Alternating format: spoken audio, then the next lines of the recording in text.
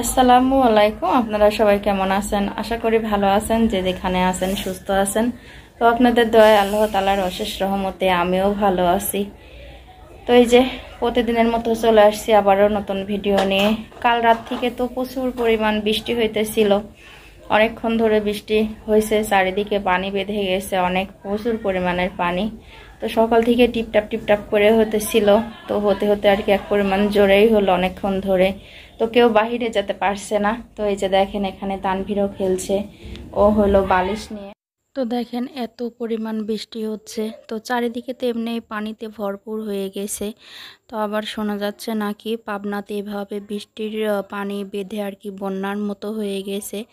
আবারও শোনা যাচ্ছে যে এদিকেও নাকি বন্যা হবে, তো বাঁধ নাকি ছেড়ে দিয়েছে সবগুলো। তো যাই হোক, মানুষের মুখের শোনা কথা। তো যে ধারায় বৃষ্টি হচ্ছে, এমনিই চারপাশে পানি বেঁধে বন্যার মতোই হয়ে গেছে, কেউ ঘর থেকে বের হইতে পারছে না। তো চালপালগুলোও তো আর ঘরে বসে থাকে না, ওরাও ঘরবন্দিই হয়ে আছে, প্রচুর পরিমাণ বৃষ্টি হচ্ছে। তো বৃষ্টির মধ্যে সকালবেলা আর কি রান্না করব, ঘরে তেমন সবজিও ছিল না কো। তো আপনার ভাইও সকালবেলা উঠে আর কি বটতলাতে চলে গেছে।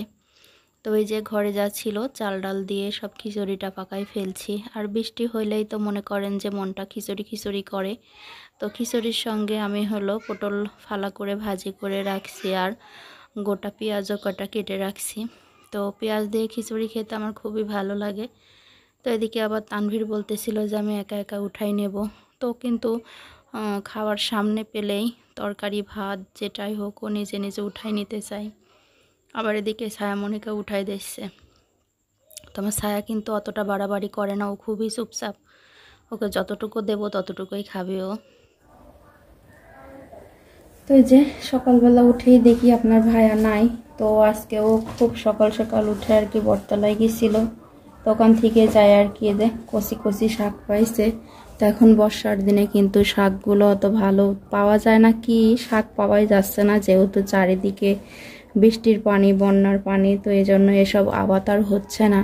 তো 3-8টি শাক নিয়ে চলে আসছে, আসলে মনটা যাচ্ছিল যে শাক খাই শাক খাই। তো আজকে ভাবছিলাম যে শাশুড়ি জাংলা থেকে কটা মিষ্টি কুমড়ির শাক নিয়ে আর কি ভাজি করব, তো সেটা আর হলো না। তো আপনার ভাই হলো লাল শাকগুলো নিয়ে আসছে, তো ভালোই করছে। তো আজকে লাল শাকটা খুব ভালো করে ভাজি করা হবে। আর এখানে আছে হলো কাঁচামরিচ, কাঁচামরিচেরও কিন্তু এখন প্রচুর দাম, আর বেশ সবুজ সবুজ কাঁচামরিচগুলো অনেক সুন্দর। তো 1 কেজি মরিচ নিয়ে চলে আসছে। তো মরিচগুলো কিন্তু ছোট ছোট হলেও অনেকটা বিচি ভরা, আর মনে হচ্ছে খুব ঝাল ঝাল গন্ধ বের হয়েছে। তো এখন বসে আর কি শাকটা আর মরিচটাই ভাজবো। তো এই যে প্রথমে মরিচগুলো আগে আমি এই প্লেটের উপরে ঢেলে নিলাম, তো ঢাললে আর কি একটু সুবিধার হয়। তো পানি কাগজের মধ্যে থেকে তো আর বাছা যায় না। তো আমি এখন একে একে করে মরিচের বোটাগুলো এড়াই থবো। তো বোটা এড়ালে আর কি ভালো হয়, জিনিসটা নষ্ট হয় না, ভালো থাকে। তো এই যে আপনার ভাইকে তো খাবারটা খাওয়ায়ে এখন প্রায় 10:30, প্রায় 11টা এখনও বাজে নাই, কিছুটা বাকি আছে। তো এই ফাঁকে আমি মরিচের বোটাটা এড়াইয়ে তো তারপরে শাকটাও বেছে নেব, কারণ এতগুলো শাক তো অনেকটা সময়ই লাগবে বাছতে। তো যেহেতু একা একা বাছবো, আর শাকটা তো আর একসঙ্গে 2-3টা করে বাছা যায় না, একটা একটা করে বাছতে হবে। এর মধ্যে আবার সে কচি কচি ঘাসও আছে, তো ঘাস শুদ্ধে তো আর খাওয়া যাবে না। তো এই জন্য আর কি এখানে বসে আমি আরামে এই শাকগুলো বেছে নিলাম। তো এখন একটু বৃষ্টিটা কমছে, তো বৃষ্টি কমার পরেই আর কি তানভীরকে স্কুল, তো ওকে আবার আনতে যেতে হবে। আনতে না গেলে হয় কি কারণ স্কুলের পাশ দিয়ে আর কি একটু পানি বেঁধে আছে, কারণ ভয় করে যেহেতু ও ছোট মানুষ। তো শাকটা বাছার পরে একবারে কেটে ধুয়ে সব কিছু রেডি করে রাখছিলাম। তো এখন আমি এটা চুলাতেও দিয়ে দিছি।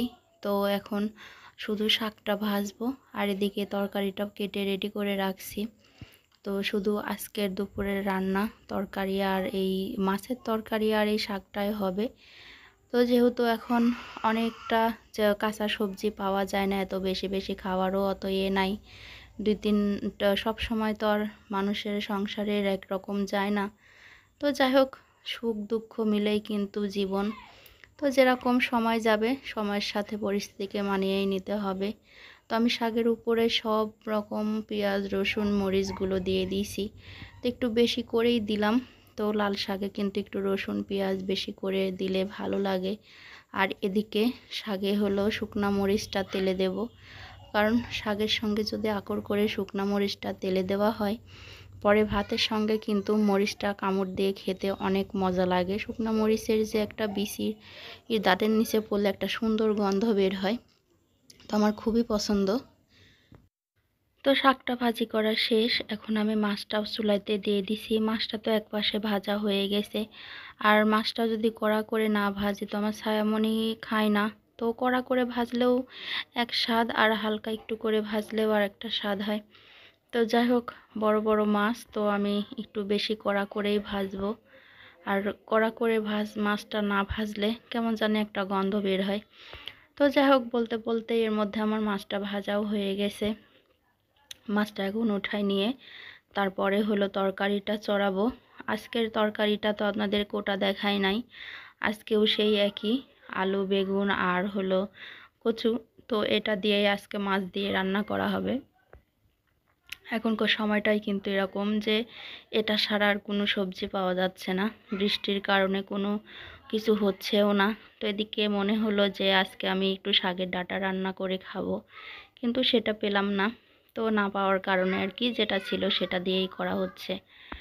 তো মাছ আলু বেগুন দিয়ে রান্না করলেও ভালোই লাগে, খারাপ লাগে না। তো দুপুর টাইমে কিন্তু গরম গরম তরকারি আর ভাত অনেক মজাদার খাবার। আর আজকের আপনার ভাই তো বাড়িতেই আছে, একসঙ্গে সবাই খাবো। তো সব দিনে কিন্তু একসঙ্গে খাওয়ার ইয়েটা হয় না। তো আপনার ভাই এসে বলতেছিল যে রান্নাটা টপ করেই শেষ করো, ওর নাকি আবার ভাড়া আছে, সেই আর কি দুপুরের পরেই ও চলে যাবে ভাড়াইতে। আজ অনেক দিন পরও ভাড়া পাইছে। রান্নাটা শেষ করে আর কি এদিকে তানভীর আর তানভীরের বাবাকে আগে খেতে দিছি, কারণ ও ভাড়াতে যাবে আর বেশি টাইমও নাই। এদিকে আমার লাল শাক ভাজি মাছের তরকারি সবই হয়ে গেছে। তো তানভীরও গোসল মোসল সেরে আসছে, ওর বাবাও রেডি হয়ে গেছে। তো তানভীরকে আজকে ওর বাবাই উঠাই দিল আর কি। দুই বাপ বেটা মিলে আরামে এখানে বসে খাবে, তারপরে আমি খাবো। তো খাওয়া শেষ করে ওর বাবাও রেডি হয়ে গেছে যাওয়ার জন্য। এদিকে তানভীরকে নিল না মনে হয়, যাই হোক আছে কিনা আমি অতটা খেয়াল করিনি। তো যেহেতু ওর বাবা আগে বের হয়ে আসছে এদিকে, তো যাবে হলো দিনাজপুরে। ও মাঝে মধ্যেই দূরের ভাড়া মারে, তো দিনাজপুরের ভাড়াটাই আর কি বেশি হয় এর মধ্যে। তো ভাড়াটাও হয়েছে, ভালোই হয়েছে। তো ওই যে তানভীরও আছে ভিতরে, মনে হচ্ছে যে গাড়িটা থামাইলো। তো হ্যাঁ, এই যে আসে, তো উঠছে। তো আবার দেখি যে তাহিদও আছে। তো দুই ভাই বাহিরে খেলা করতেছিল, যাই হোক আমি দেখি নাইকো। তো উঠছে, ওদের কিন্তু এটাই মজা যে অল্প একটু হলেও ওরা গাড়িতে উঠবে। তো যাই হোক, ওর বাবাও নেয় যে বাবা ভালোভাবে উঠো, আর নেমে যে টাটাটা দেয়, ওর বাবা অনেক খুশি হয় এদিকে। আর গাড়ি থেকে নামার পরে যা খুচরা টাকা থাকে গাড়ির মধ্যে, তো তাহিতে সামনে পাক আর তানভীর থাকুক যেই থাকুক তাকে বেশ বের করে দেয়, এই জিনিসটাই ভালো লাগে। তোর বাবা চলে যাবার পরে বেশ বিছনাগুলো এলোমেলো হয়েছিল এদিকে, এখনো ছায়া স্কুল থেকে আসে নাই। এই ফাঁকে আমি হলো সব কিছু আর কি আবার সে টনটনা করে বিছনাগুলো গুছাই ফেলবো।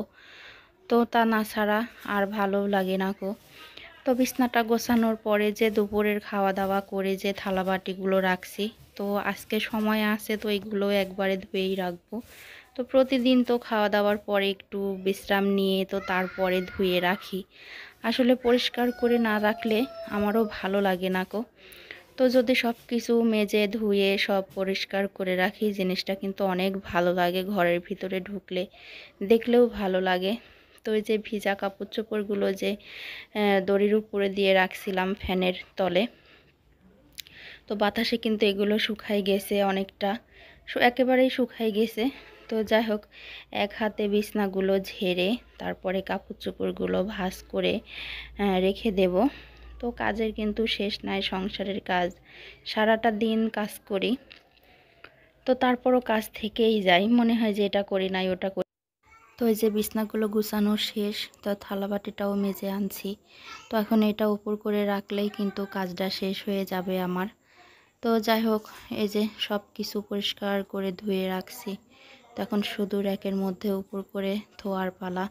আসলে র্যাকের মধ্যে তো চামচের জায়গায় চামচ, গ্লাসের জায়গায় গ্লাস। তো যাই হোক, প্লেট উপর করে রাখলে ভালোই লাগে, খারাপ লাগে না। তো এদিকে গোছায় কাজ করতে আমারও খুব ভালো লাগে। গোছানোর পরে সব কিছু গোছায় রাখবো।